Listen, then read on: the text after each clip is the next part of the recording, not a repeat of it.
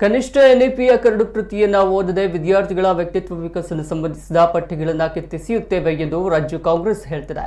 ಆ ಪಠ್ಯದಲ್ಲಿ ಒಂದು ಶಬ್ದ ಆಕ್ಷೇಪಾರ್ಹ ಎನಿಸಿದಲ್ಲಿ ನಾವು ಯಾರೂ ಆ ಬಗ್ಗೆ ಮಾತನಾಡುವುದಿಲ್ಲ ಎಂದು ರಾಜ್ಯ ಬಿಜೆಪಿ ವಕ್ತಾರ ಗಣೇಶ್ ಕಾರ್ಣಿಕ್ ಸವಾಲಿಸಿದ್ದಾರೆ. ಎನ್ಇಪಿ ಪಠ್ಯ ಸಂವಿಧಾನ ವಿರೋಧಿ ಎಂಬ ರಾಜಕೀಯ ಕಾರಣದ ಹೇಳಿಕೆ ನೀಡುವುದು ಮೂರ್ಖತನ. ಹೆಡ್ಗೆದಾರ್ ಚಕ್ರವರ್ತಿ ಸೂಲಿಬೆಲೆ ಬರೆದಿರುವುದು ವೀರ ಸಾವರ್ಕರ್ ಪಠ್ಯವೆನ್ನುವ ಕಾರಣಕ್ಕೆ ಪಠ್ಯವನ್ನ ಕಿತ್ತೆಸೆಯುತ್ತೇವೆ ಎನ್ನುವುದು ಸರಿಯಲ್ಲ. ಈ ಮೂಲಕ ವಿದ್ಯಾರ್ಥಿಗಳ ಭವಿಷ್ಯಕ್ಕೆ ಚಪ್ಪಡಿ ಕಲ್ಲು ಹಾಕುವ ಪ್ರಯತ್ನ ಬೇಡ ಎಂದು ಆಗ್ರಹಿಸಿದರು. ಮತ್ತು ನೀವು ರಾಜ್ಯಕ್ಕೆ ಹಿತವಾದ ಒಂದು ಪಾಲಿಸಿ ತರಬೇಕು ಇದರಲ್ಲೇ ಇದೆ.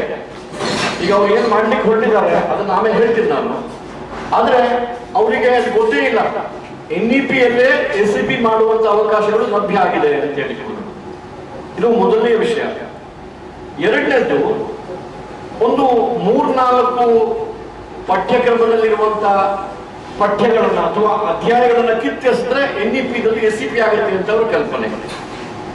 ಉದಾಹರಣೆ ಕೊಡಬೇಕು ಅಂತ ಹೇಳಿದ್ರೆ, ಒಬ್ಬ ವಿದ್ಯಾರ್ಥಿ ಹೈಸ್ಕೂಲಲ್ಲಿ ಓದ್ತಿರ್ಬೇಕಾದ್ರೆ ಆತನ ವ್ಯಕ್ತಿತ್ವ ವಿಕಸನ ಹೇಗೆ ಆಗಬೇಕು ಆ ಪಠ್ಯ ನಂತರ ಇದೆ. ನಿಮಗೆ ಇದು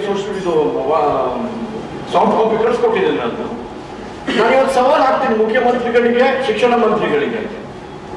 ಯಾವ ಪಠ್ಯ ಪುಸ್ತಕದಲ್ಲಿರುವಂತಹ ವ್ಯಕ್ತಿತ್ವ ವಿಕಸನದ ಪಠ್ಯವನ್ನು ನೀವು ಕಿತ್ತೆಸಬೇಕು ಅಂತ ಕೆಟ್ಟ ಮಾತು ಹೇಳಿದ್ದೀರಿ, ನೀವು ಅದನ್ನು ಕನಿಷ್ಠ ಓದಿದ್ದೀರಾ?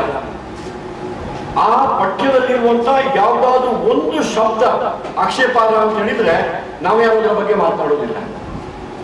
ಯಾಕೆ ಕಿತ್ತೆಸಿದ್ರು ಅಂತ ಹೇಳಿದ್ರೆ, ಆ ಪಠ್ಯವನ್ನು ಬರೆದಿರುವವರು ರಾಷ್ಟ್ರೀಯ ಸ್ವಯಂ ಸೇವಕ ಸಂಘದ ಸಂಸ್ಥಾಪಕರಾದ ಡಾಕ್ಟರ್ ಹೆಡ್ಗೇವಾರ್. ನಮ್ಮ ಸನಾತನ ಪರಂಪರೆ, ಸನಾತನ ಹೇಳಿದ ಕೂಡ ಚರ್ಚೆ ನಡೆಸುವಂತಹ ಒಂದು ಪ್ರವೃತ್ತಿ ಪ್ರಾರಂಭ ಆಗಿದೆ.